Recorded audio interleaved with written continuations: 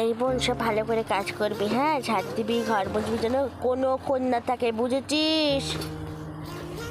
কেন আমার কি শিপেই নেই? তুই চা ফলবা তাই তোমার কাছে মেনে চলতে হবে।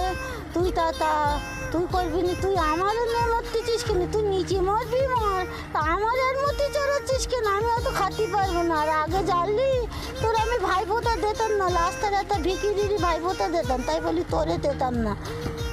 তাহলে তুই ভিকিরির কাছ থেকে খাবার খেয়ে আর ভিক্ষি করে, আর তোকে খাবার দেবো না।